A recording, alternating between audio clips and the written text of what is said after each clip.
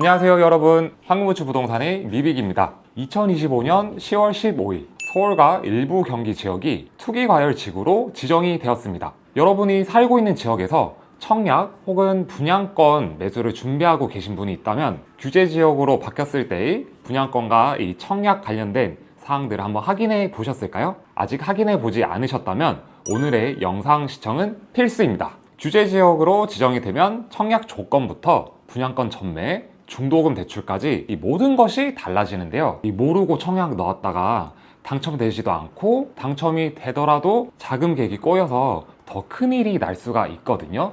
그래서 오늘 딱 10분만 집중하시면 규제지역에서의 청약과 분양권에 대해서 완벽하게 이해를 하실 수 있도록 쉽게 설명해 드리겠습니다. 규제지역이 뭔지부터 알아봐야 되겠죠? 부동산 규제지역에는 크게 세 가지가 있습니다. 먼저 첫 번째로는 투기지역, 가장 규제가 강한 지역이라고 생각해 주시면 되고요. 두 번째로는 투기과열지구 중간 단계라고 보시면 되고, 이제 세 번째로는 조정 대상 지역으로 가장 기본적인 규제 지역이다라고 보시면 돼요. 규제가 강한 순서대로 투기지역, 투기과열지구, 조정 대상 지역 이렇게 보시면 되고요. 지금 참고로 투기지역은 사실상 추가 지정이 되지 않고 있는데 그 이유는 투기과열지구와 그렇게 큰 차이가 없어졌기 때문이거든요. 그렇다면 2025년 10월 15일 기준으로 지금 현재 어디가 규제 지역일까요? 일단 현재 투기과열지구와 조정대상 지역은 다음과 같습니다. 서울 전역 25개 구가 지금 투기과열지구로 지정이 되었고요. 이제 경기도에서는 과천, 광명, 그 다음에 성남, 분당, 수정, 중원, 그 다음에 수원에서는 영통, 장안, 팔달, 안양은 동안구, 의왕, 하남, 용인, 수지. 이 투기과열지구로 지정이 됨과 동시에 토지거래 허가로 지금 묶여져 있어요. 그리고 이 외 지역은 비규제 지역 또는 비조정 지역이라고 부릅니다. 그러면 이제 본격적으로 이렇게 이제 조정 지역이 되면은 청약에서 뭐가 달라지는지 한번 알아보겠습니다.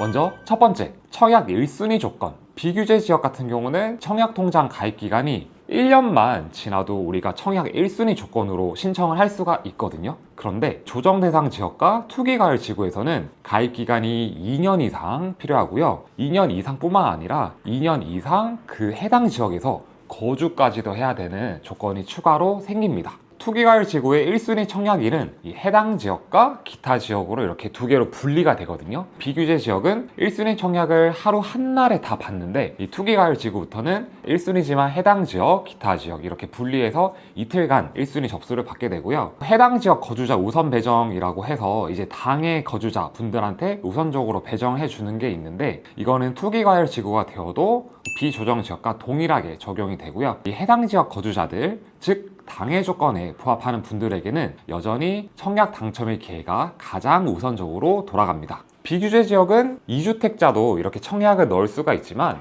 투기과열 지역이 되면은 무주택자 또는 1주택 세대주만 청약이 가능하고요. 그리고 2주택 이상 세대주는 1순위 청약 자체가 불가능하고요. 세대원은 청약을 넣을 수가 없고요. 세대주만 청약을 넣을 수 있는데 그 세대원 중에서 1주택자가 있으면 또 안 돼요. 그러니까 이러한 조건들 꼭 확인해 주시고요. 두 번째, 재당첨 제한 기간. 비규제 지역 같은 경우는 당첨이 되어도 재당첨 제한이 없어요. 그러니까 조정 대상 지역은 이 7년의 재당첨 제한이 있고요. 그런데 이 분양가 상한제가 적용이 되는 주택은 10년입니다. 투기과열 지구는 10년 재당첨 제한이 있어서 이 부분 꼭 염두를 해 두셔야 되고요. 그리고 세 번째, 가점제와 추첨제 비율이 달라집니다. 먼저 전용 면적 60제곱미터 이하, 그러니까 우리가 보통 청약을 넣을 때 25평 이하를 생각해 주시면 되는데요. 비규제 지역이든 투기과열 지역이든 이 가점제가 40%, 추첨제가 60%, 이 비율은 동일합니다. 그런데 60제곱미터 초과 85제곱미터 이하, 25평은 넘어가고 이 34평까지 비규제 지역에서는 가점제가 40%예요. 그런데 투기과열 지역으로 넘어오게 되면은 가점제가 70%의 폭으로 늘어납니다. 그러니까 이 청약 당첨이 되려면은 청약 가점이 더 좋아져야 된다라는 뜻이거든요. 마지막으로 85제곱미터 초과 34평을 초과하는 이 대형 평수인데요. 이 비규제 지역에서 이러한 대형 평수는 추첨제 100%예요.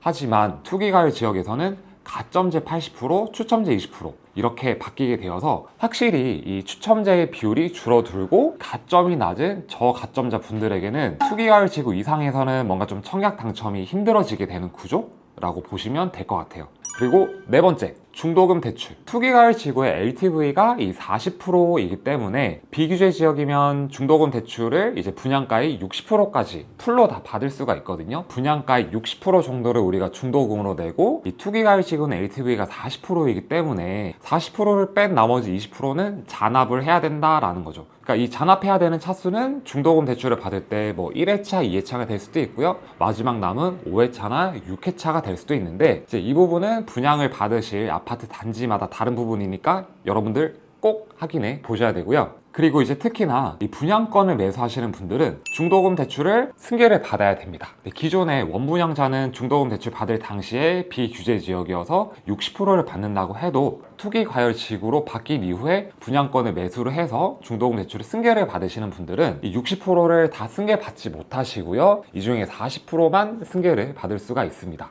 그러니까 20%는 똑같이 내 돈으로 내야 되는 잔압을 해야 된다라는 그러한 뜻이고요. 비규제 지역에서 당첨된 분양권이 있어서 중도금 대출을 이미 받으신 경우 투기가을 지구에서 중도금 대출을 받으실 수가 없어요. 이 부분 진짜 조심하셔야 되는데요. 우리가 중도금 대출을 받기 위해서는 주택도시보증공사나 한국주택금융공사로부터 중도금 대출 보증이라는 거를 우리가 받아야 돼요. 그런데 이 규제 지역에서는 세대당 한 건만 이 보증을 해주기 때문에 이전에 받은 중도금 대출 보증이 있다면 투기가을 지구에서는 중도금 대출을 받을 수가 없거든요. 그러니 여러분 이것만 딱 기억하세요. 비규제 지역에서 먼저 중도금 대출 받은 게 있으면 규제 지역, 투기가을 지구에서는 중도금 대출이 나오지 않는다. 중도금 대출 금액적인 부분은 6억이 넘어도 나오니까 이 부분은 걱정 안 하셔도 되고요. 내가 이제 1주택자다 일하신 분들은 중도금 대출을 신규로 받거나 중도금 대출을 승계를 받을 때 기존 주택을 처분해야 되는 처분 조건이 붙어요. 이 점을 무조건 유의를 해 주셔야 됩니다. 그리고 5번째,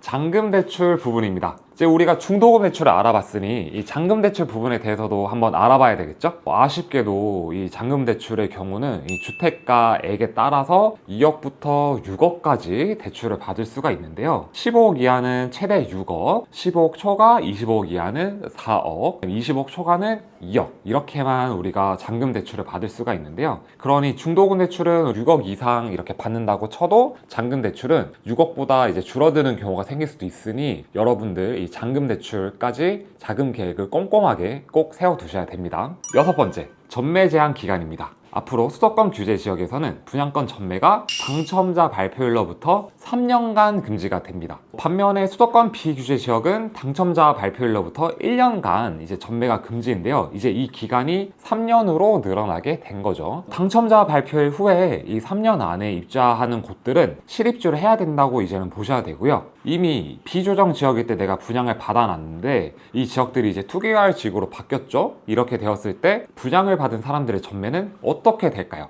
당첨자 발표일로부터 1년이 지나면 전매가 가능합니다. 그러면 10월 15일 지나서 입주자 모집 공고 승인을 받은 서울이나 수도권 단지들은 당첨자 발표일로부터 3년이 지나야 전매가 가능하다는 건데 지금 서울에서 거래가 가능한 이 분양권이 생각보다 많이 없게 되겠죠? 한 가지 더 조심을 하셔야 되는 게 지금부터 분양권을 매수하시는 분들은 투기가을 지구가 토지거래 허가로도 같이 묶였기 때문에 토지지 자체로부터 이 토지거래 허가도 같이 받아야 되거든요. 토지거래 허가를 받기 위해서는 이 실입주 조건이 붙기 때문에 분양권을 매수하고 그 아파트에서 무조건 실입주를 해야 됩니다. 2025년 10월 15일 이전에 입주자 모집 승인을 신청한 주택에 한해서는 지금 투기가을 지구가 되었다고 하더라도 10월 15일 당시에는 비규제 지역이었으면 지금 비규제 지역 기준으로 적용이 됩니다. 예를 들어서 대표적인 단지로 분당 느티마을 리모델링인 분당 더샵 TL1이 이곳에 해당되는 대표적인 단지인데요. 지금 분당은 이제 투기가을 지구이지만 이곳은 2025년 10월 15일 이전에 입주자 모집 승인을 신청한 주택이기 때문에 비규제 지역 기준으로 공급을 하게 되고요. 원분양자의 경우 중도금 대출도 60%까지 받을 수가 있고요. 그 다음에 전매도 당첨자 발표일로부터 1년이 지나서 가능한 거죠. 그리고 잔금 대출 또한 6억까지 받을 수가 있어요. 지금까지 투기가을 지구로 되었을 때, 청약을 넣었을 때와 분양권을 매수할 때 어떠한 점들이 이전과 달라졌는지를 함께 살펴보았습니다. 투기 과열지구와 토지거래 허가구역이 점차 이렇게 확대됨에 따라 가점이 낮은 무주택자 분들에게는 너무나도 아쉽게도 이 청약 당첨이 그 전보다 좀 어렵게 된 상태이긴 합니다. 그런데 이 무주택자이고 내 집을 마련하셔야 되는 분들이라면 여전히 이 청약을 넣는 것과 분양권 매수는 괜찮은 방법이라고 생각이 듭니다. 그래서 이 고가점자 분들이 아니라면 청약 당첨만 기다리지 마시고요. 이제 주변의 기축 아파트나 분양권 매수가 가능한 곳들을 매수하는 것도 꼭 같이 고려를 해보시는 게 좋을 것 같습니다. 규제지역 청약과 비규제지역 청약은 완전히 다릅니다. 청약 1순위 조건 확인, 자금 계획, 전매 제한 확인, 그리고 10월 15일 전후로 입주자 모집 승인 신청 시점을 확인하는 등 앞에서 제가 쭉 설명해 드린 것들이 있죠. 제가 설명해 드렸던 포인트들을 반드시 체크하시고 청약을 넣고 청약이 안 되면 빨리 분양권이라도 매수하십시오. 다음에 더 유익한 부동산 정보로 찾아뵙겠습니다. 다음에 뵙겠습니다.